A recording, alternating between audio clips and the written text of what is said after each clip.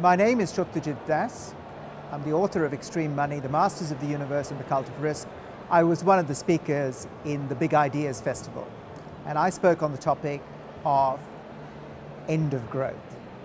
And the basic theme of what I was talking about was the fact that the world has been propelled by this almost insatiable obsession with economic growth, and that growth has been driven by three things. The first is excessive debt, the second is environmental degradation, and the third is the mispricing and misuse of non-renewable resources like oil and water. And it's coming to an end, simply because all three of those factors are now conspiring to end that growth.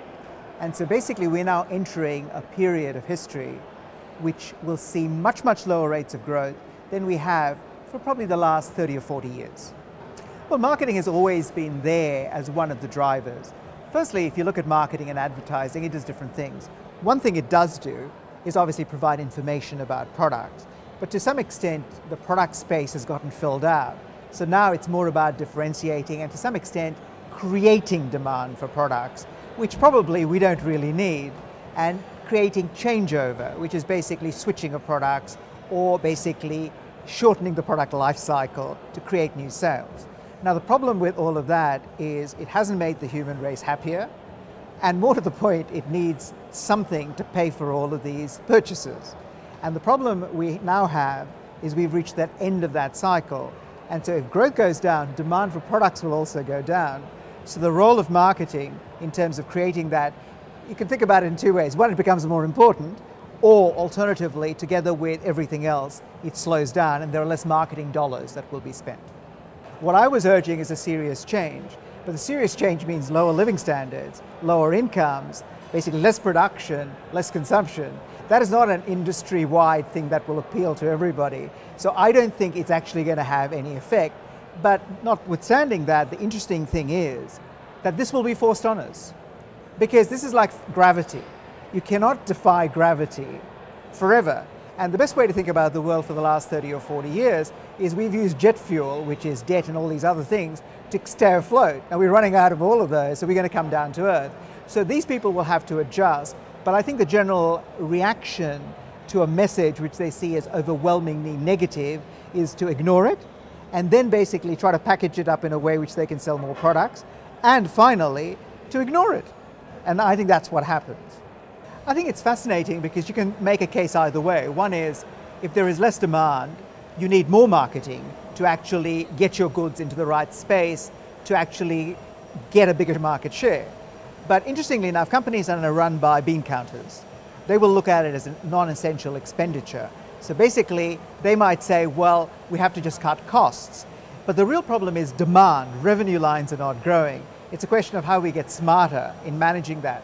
And some of the trends in advertising and in marketing which are fascinating is things like the social media.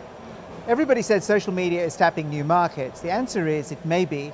The chances are the people are still the same people that you're doing there. But the most important thing is it's a cheaper way of getting your message there, cheaper to produce, cheaper to actually buy the time, if you like.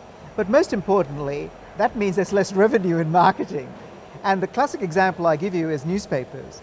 For every $10 a newspaper loses in terms of ad revenues, their online equivalent, and you can make lots of arguments their online isn't very good, gets $1 back. So that's a 90% cut in advertising. So all of these sorts of reactions are actually quite interesting because a lot of that is about cutting down. And I have a phrase, I call this the eek economy. What we're now actually seeing is basically we're going to make everything go further. So our marketing dollars have to go further, but overall that doesn't get away from the fact that the overall pie is going to keep shrinking. And I think that's something that businesses still haven't quite understood, because what they're now doing is saying, well, all we have to do is survive this period of history and things will go back to normal. I suspect that is not correct. We are going to be stuck in this for a long period of time. For a motor car, most people change their cars at 100,000 miles. They now are changing at 200,000 miles, and the phrase is 200,000 is the new 100,000. And all of those things actually are going to become very much part of the frugal society because simply we cannot afford to live as we used to. And that has enormous effects on marketing budgets, how you use them, and on the people in the marketing and advertising industry who are involved in using those dollars to get the message out. And that is the change that you need to understand. And if you don't do that, it'll be one of those cases of basically you look like a dinosaur and you won't be there in 5 or 10 years' time.